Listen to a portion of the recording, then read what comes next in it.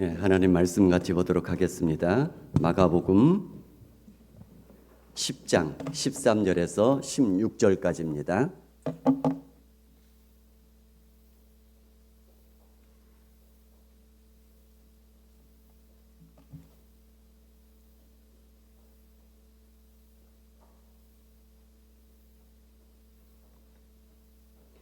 마가복음 10장 13절에서 16절까지 제가 말씀을 읽어드리도록 하겠습니다.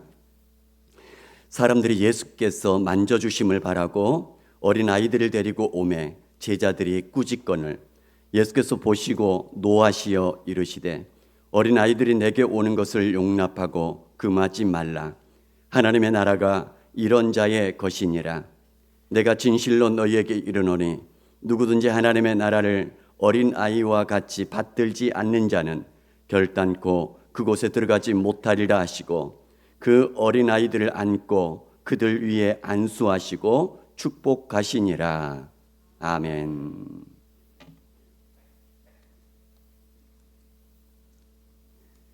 암송 구절 같이 한번 보도록 하겠습니다. 시편 148편 12절 13절 말씀 같이 한번 읽겠습니다. 시작. 총각과 처녀와 노인과 아이들아 여호와의 이름을 찬양할지어다. 그의 이름이 홀로 높으시며 그의 영광이 하늘과 하늘 위에 뛰어나심이로다. 아멘. 다시 한번 시편 148편 12, 13절 시작. 총각과 처녀와 노인과 아이들아 여호와의 이름을 찬양할지어다. 그의 이름이 홀로 높으시며 그의 영광이 땅과 하늘 위에 뛰어나심이로다. 아멘.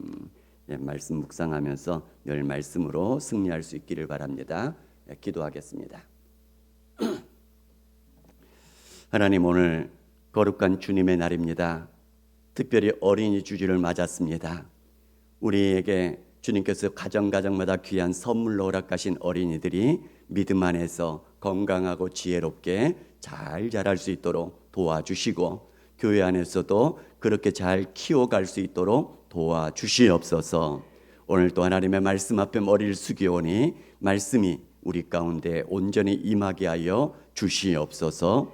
예수님 이름으로 기도드립니다. 아멘. 오늘 어린이 주일을 맞았습니다.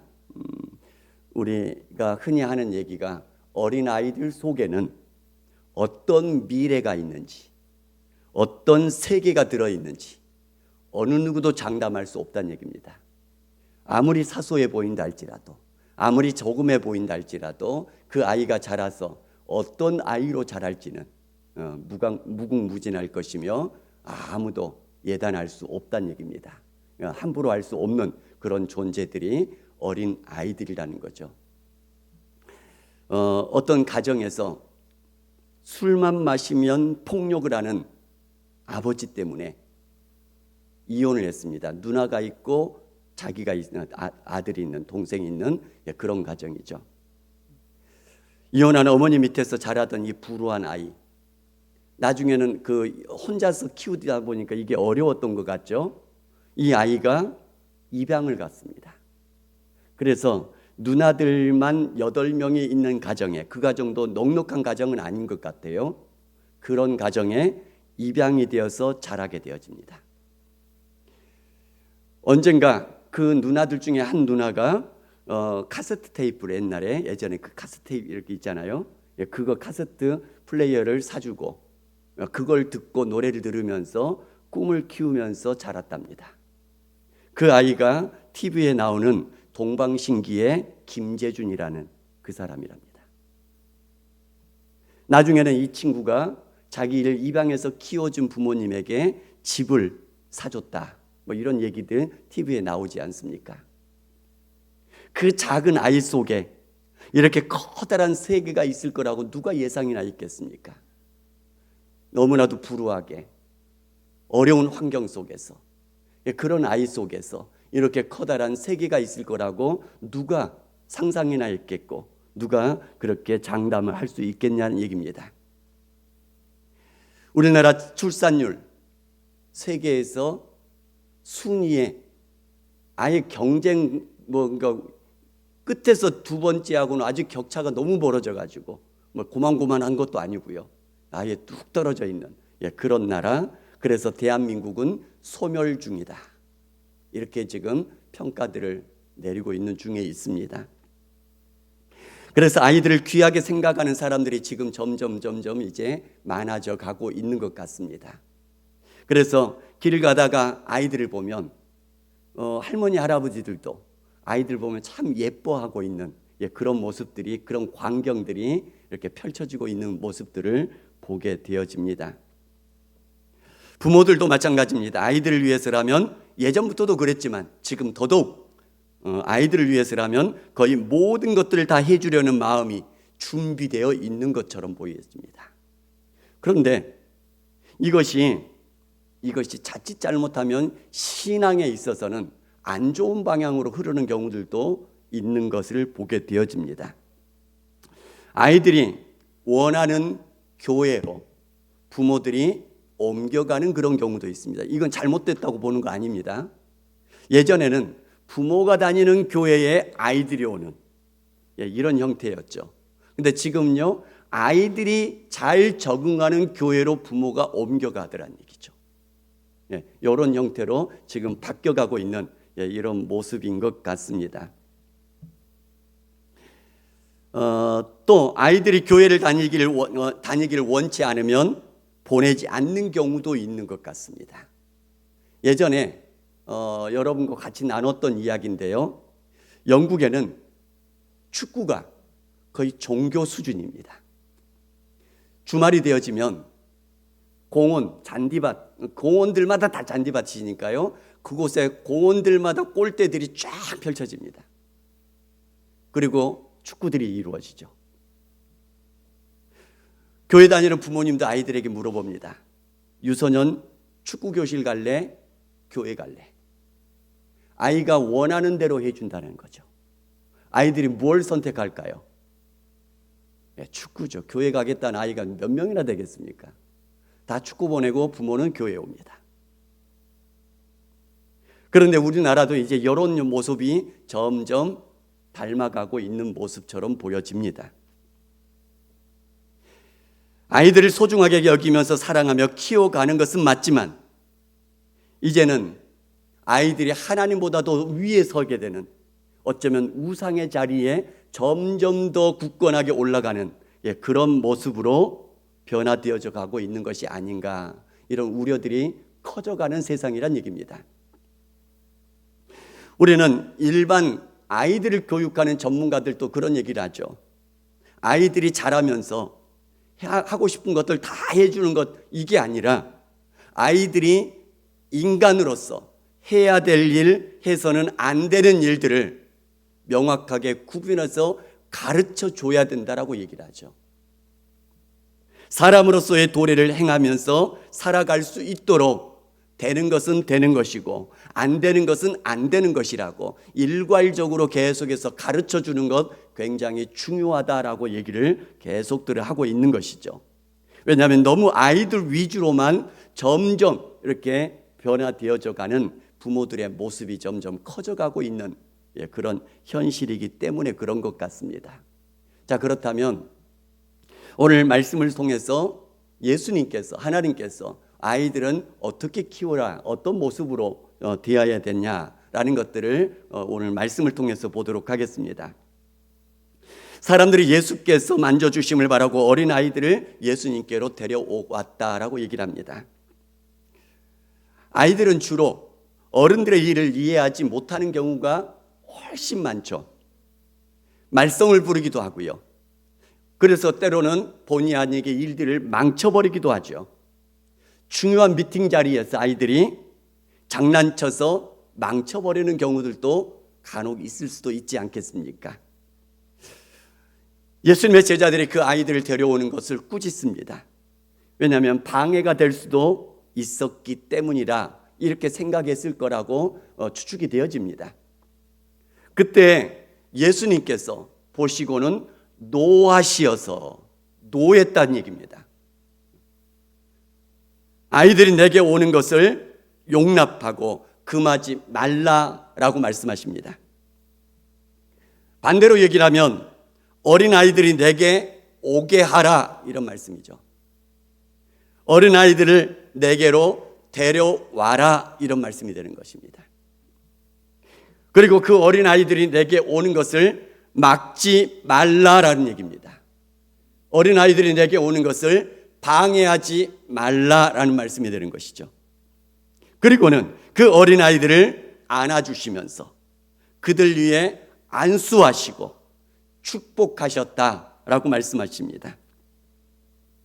예수님께서 친히 품에 안으셔서 손을 그 어린아이들의 머리 위에 안고 안수해 주시고 축복해 주셨다라고 말씀하십니다. 이 말씀 속에서 진짜 복을 주시는 이는 바로 주님이시라, 하나님이시요 예수님이시죠.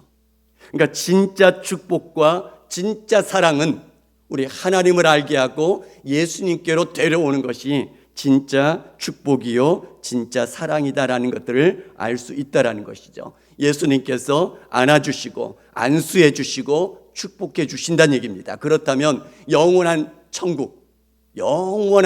천국에 들어갈 뿐만 아니라 이 땅에서도 은혜 가운데에 주님의 인도하심 가운데에 살아갈 수 있는 그런 복을 누리면서 살아갈 수 있게 될 것이라고 믿습니다. 때문에 데려와서 예수님을 만나게 해줘야 됩니다. 어떻게 해서든지 지속적으로 예수님 안에 있도록 도와줘야 될 것이라는 얘기입니다. 만나는 것을 반대로 방해하지 말아야 된다는 얘기입니다. 주님께서 말씀하시죠. 소자를 실족하게 하면 연자 맷돌을 목에 메고 바다에 빠뜨리는 것이 더 나을 것이다. 자, 그렇다면 몇 가지 가정을 한번 세워서 보도록 하겠습니다. 어린아이들이 교회에 예수님에게 오는 것을 반대하며 적극적으로 막는 부모들도 있죠. 주로 믿지 않는 부모들이 그러는 거죠. 우리가 전도를 하고 학교 앞에 전도를 해서 어린아이들의 그 전화번호를 받고 그리고 교회 학교 선생님에게 전달해 줍니다. 그러면 그 선생님들이 주일 전에 그 번호로 전화를 하죠. 그러면 그 아이 어떻게 될까요? 부모가 난리를 친답니다. 왜 개인정보를 함부로 가져갔냐고. 예전에는 그러지 않았었죠. 근데 지금은 어린아이 전화번호 달라고 하기도 어려워요. 그 번호 가지고 전화하기도 어려운 세상이 되어버렸고요. 그러니까 믿지 않는 부모들의 입장에서는 절대적으로 막고 있는 거죠. 못 가게 하는 거죠. 예전에는 아이들끼리라도 교회에 가게 만들었죠. 그래서 아이들끼리 부모가 교회 안 다녀도 아이들끼리 교회 나오는 경우들이 참 많았었습니다. 근데 지금 우리 교회 학교 아이들 봐보세요. 부모 없이 자기 혼자 나오는 아이들 손에 꼽을 정도입니다. 다 부모 있는 아이들이 오는 것이죠. 그 다음에 교회 다니는 부모들도 여러 가지 이유로 교회에 나오는 것을 방해하는 경우들도 있습니다. 간혹 가다가 시험 기간이니까 학원 가야 된다고, 입시가 앞에 있으니까 과외 가야 된다고 하면서 교회에 나와서 하나님 앞에 서는 것을 방해하는 경우도 있더란 얘기입니다.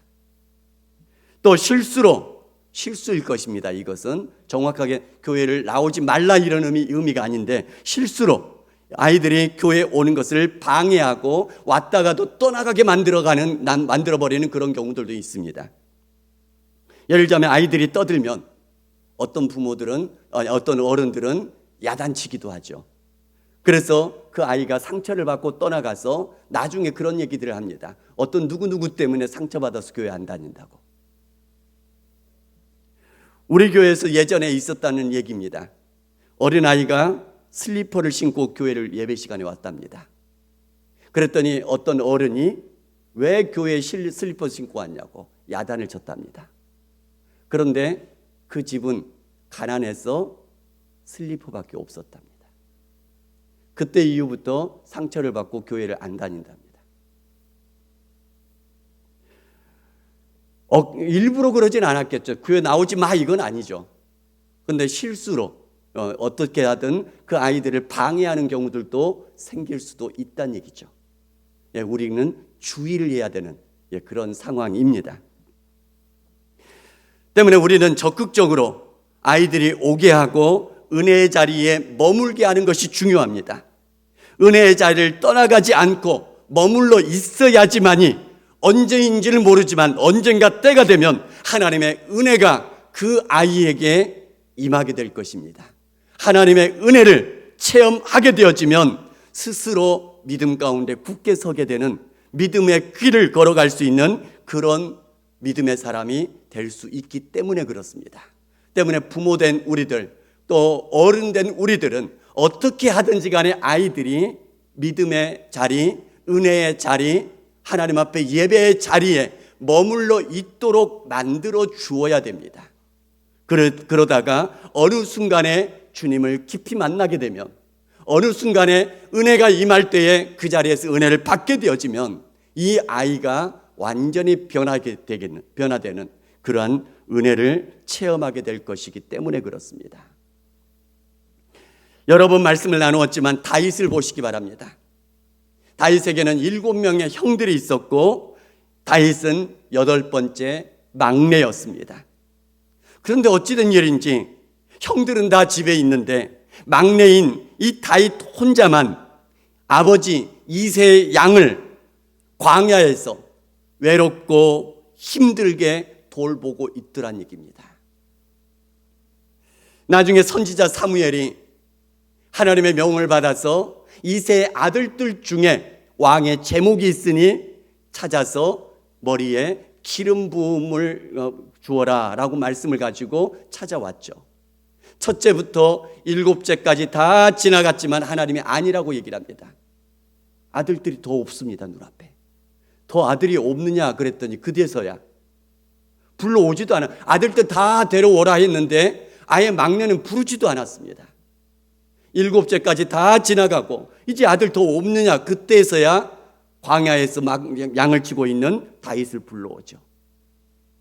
이 정도로 아버지 이새에도 그 형들에게도 다윗은 아무런 존재감이 없었던 사람이었던 것 같습니다.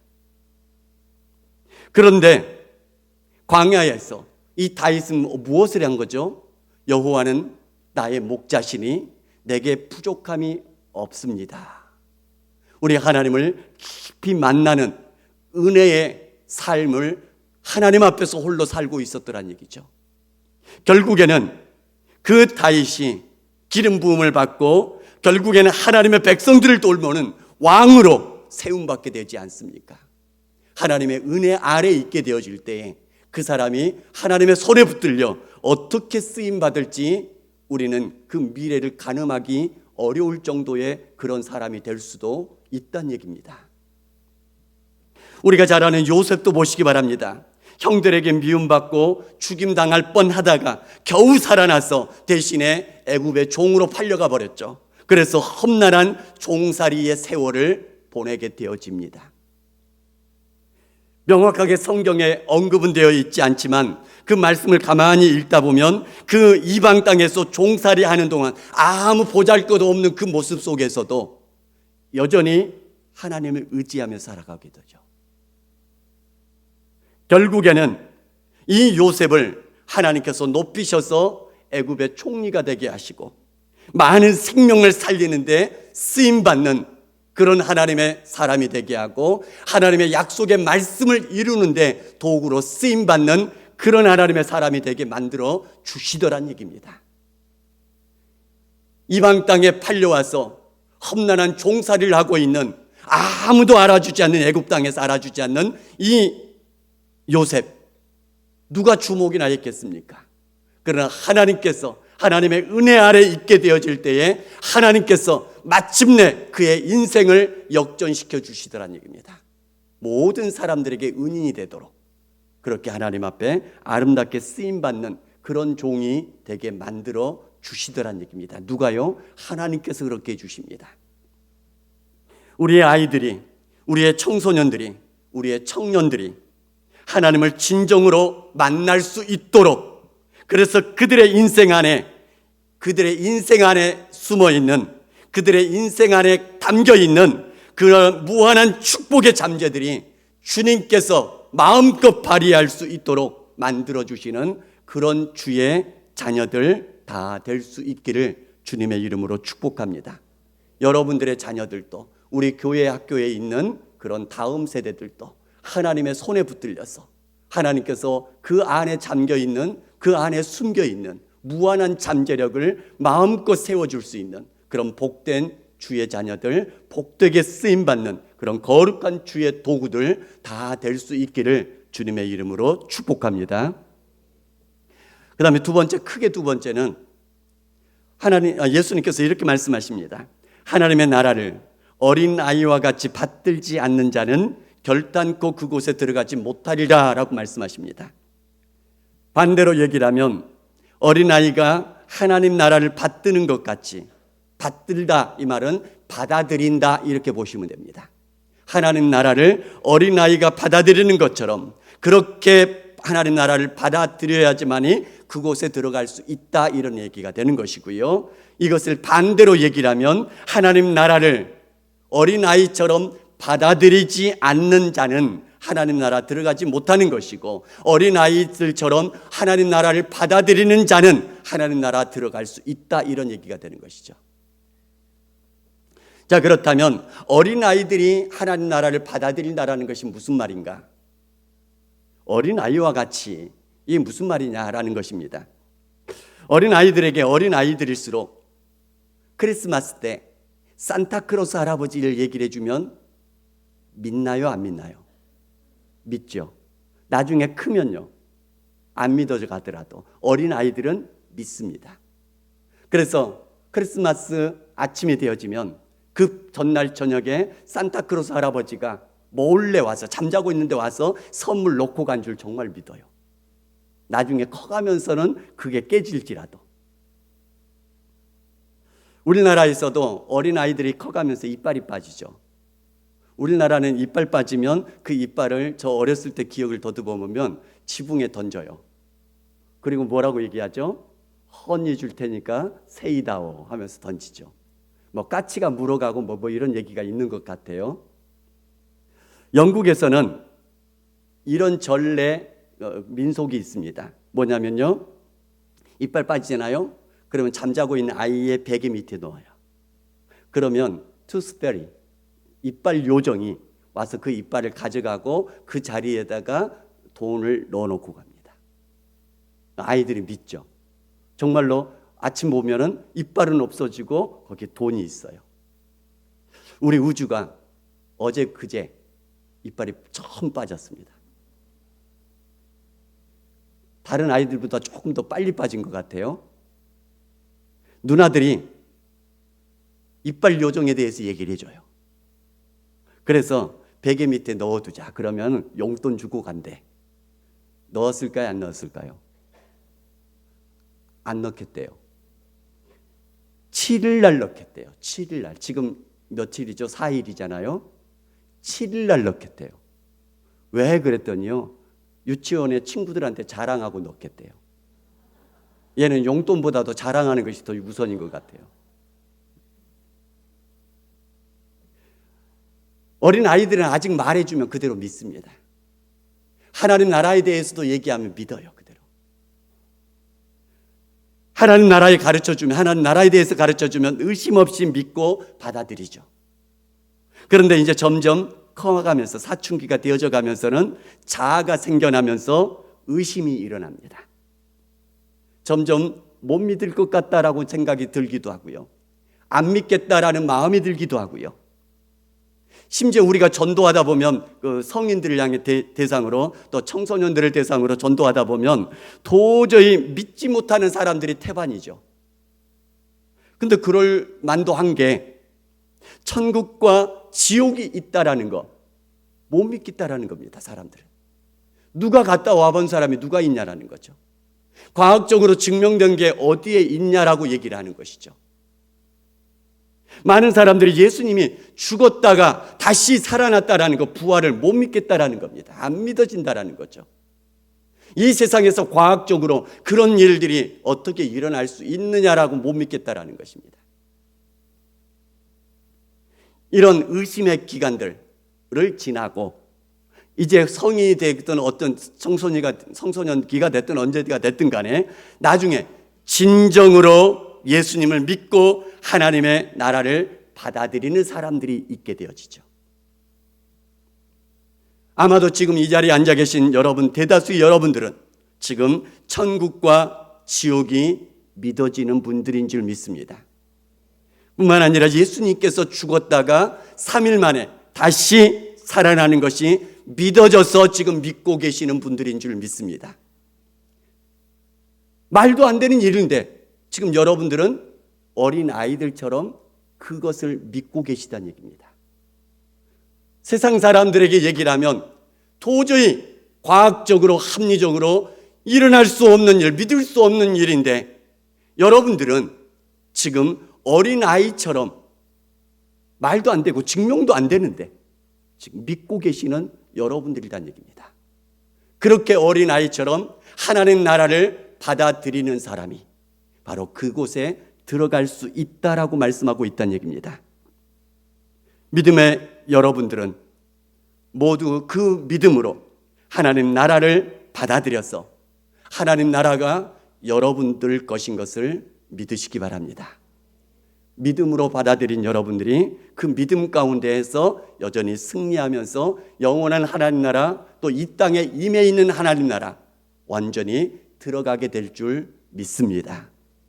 그리고 또 한 가지는 하나님의 말씀도 이렇듯 순전하게 받아들이게 되어지면 하나님의 말씀의 능력이 우리를 통해서 나타나게 해 주실 줄 믿습니다. 믿음으로 어린아이들처럼 말씀을 곧이곧대로 받아들이고 말씀 그대로를 순종하며 나아갈 때에 말씀 속에 있는 능력과 은혜를 체험하게 해 주실 줄 믿습니다. 말씀을 붙들고 순종하려고 할 때에 이것은 과학적으로 합리적으로 경험적으로 안 된다 하지 마시고 어린아이들이 말씀 그대로를 받아들이는 것처럼 하나님의 말씀도 그대로 받아들이고 말씀대로 순종함으로 말씀의 능력이 여전히 우리 가운데 지금도 체험되어지면서 그렇게 승리하며 살아갈 수 있는 그런 우리 모두가 될 수 있기를 주님의 이름으로 축복합니다.